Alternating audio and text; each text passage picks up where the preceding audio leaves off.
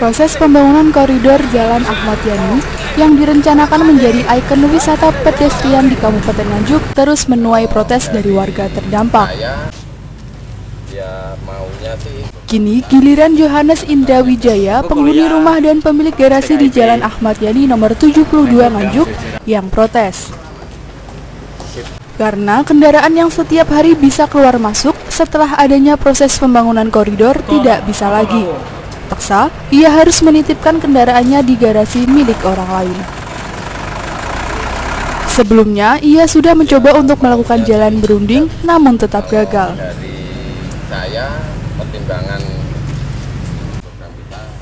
Merasa dirugikan, ia lantas menghubungi Ketua DPRD Nganjuk untuk mendapat solusi. Menurut Indra Wijaya, proyek bisa berjalan terus asalkan tidak merugikan warga yang ada di sepanjang Jalan Ahmad Yani, termasuk dirinya.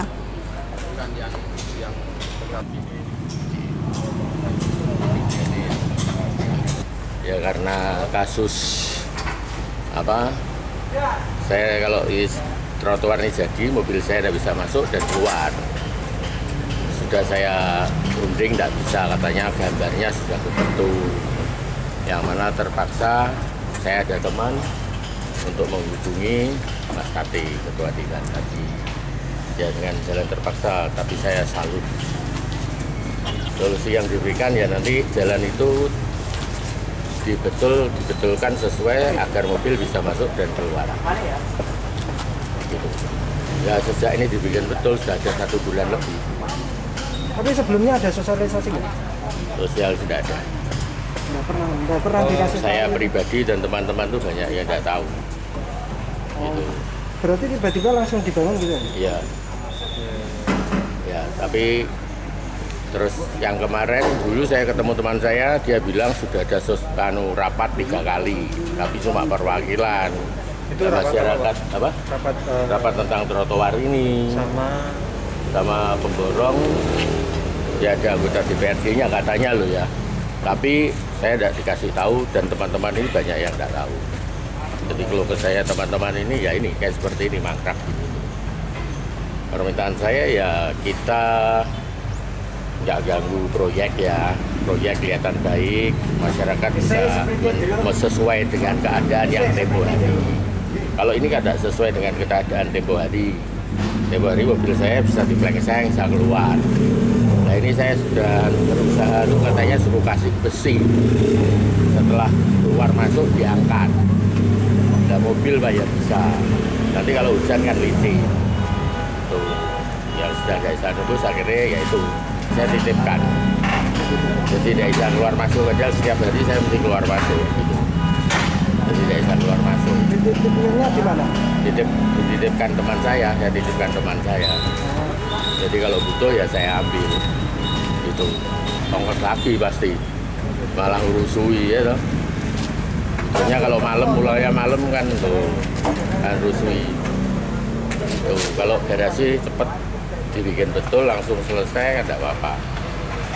Ini truk Bapak buat sendiri. Terus nanti saluran dari rumah keluar, saluran air yang keluar itu masih belum saya katakan itu. Terus ketika Pak Ketua Dewan kesini tadi bilangnya apa? Ya dia bilang kalau ada keluhan masyarakat asalkan sama jalan, sama-sama baiknya ya harus dilayani dengan baik, tidak ada yang mengeluh. Bagus sama Dewan. Ya harapan dari pembangunan ini supaya bisa jadi baik, ya toh. Cepat selesai dan jangan mengganggu pertokoan ini. Banyak yang sambat, bukan saya aja. Kebetulan saya kenal ya, jadi saya itu. Dampaknya apa sih Pak kalau ada proyek ini? Dampaknya toko-tokonya omsetnya mati semua. Jalan aja ini kan sering ditutup. Parkir nggak bisa, sepeda motor aja nggak boleh masuk. Mendapat keluhan dari warga terkait akses jalan kendaraan roda 4 yang keluar masuk ke garasi rumah, Ketua DPRD Kabupaten Nganjuk, Tati Heru Cahyono, langsung meninjau lokasi.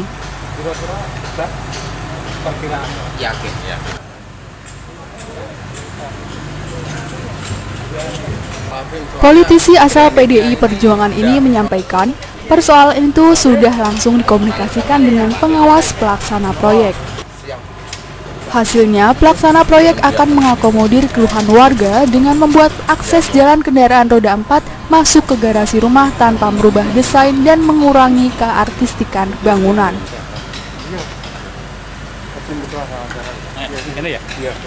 Tatip menilai tidak ada kesalahan teknis dalam pembangunan yang menelan anggaran 8 miliar yang bersumber dari APBD tersebut. Namun, informasi yang masuk ke gedung wakil rakyat lebih dikarenakan adanya miskomunikasi antara warga dengan pelaksana kegiatan.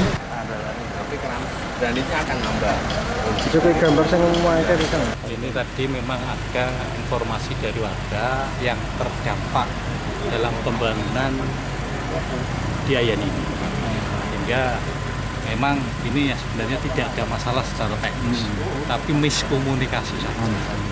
Jika ini kan bagian warga, kalau memang dibangun sesuai dengan awal seperti ini kan warga sekitar masyarakat ini yang terdampak. Contoh ini tadinya tidak bisa memasukkan mobil di garasi, sehingga mereka menelpon kepada kita. Sebenarnya kemarin, tapi saya kemarin ada kegiatan luar kota, hari ini saya tidak lagi.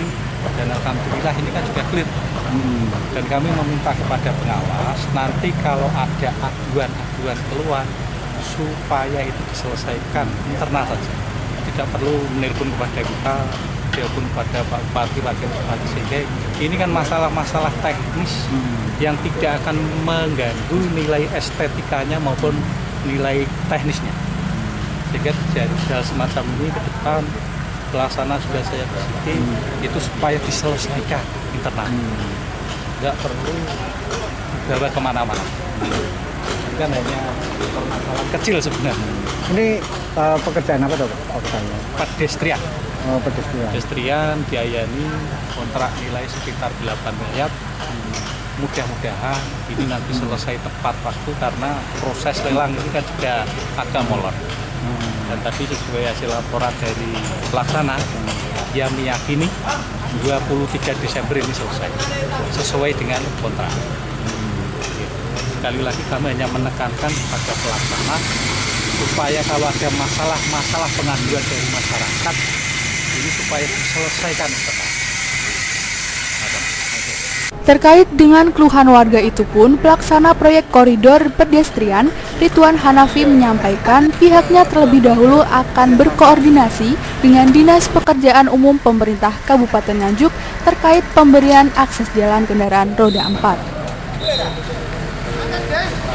Namun begitu, pihaknya memastikan akses jalan bisa diberikan karena hal itu tidak akan mempengaruhi keindahan dan teknis pengerjaan proyek pedestrian yang saat ini terus berlanjut.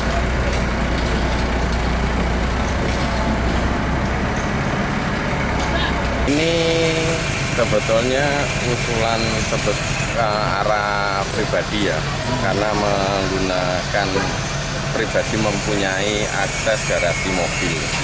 Garasi mobil itu membutuhkan intake keluar masuk rem masuk ke rumah. Ya, yang disayangkan mungkin karena komunikasi dengan kita yang di lapangan belum akhirnya sampai melibatkan beliau. Terus ya sebetulnya kita ada pengaduan begitu kita tetap tanggapi, kita konsulkan ke dinas, kita buka kalau itu memang akses mobil mereka keluar masuk di situ. Jadi yang tepat gunanya di pengerjaan sebuah proyek akan cepat sampai manakala hal tersebut itu terakomodir.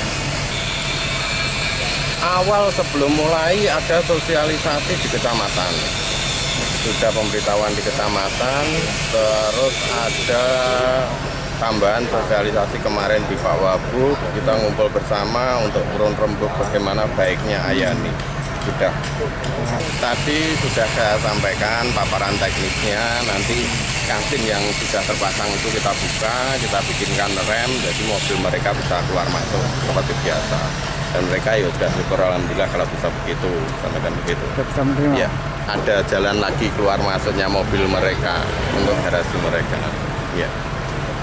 Siap, kita welcome, kita terima, soalnya mereka mengadukan karena kebutuhan loh Mas.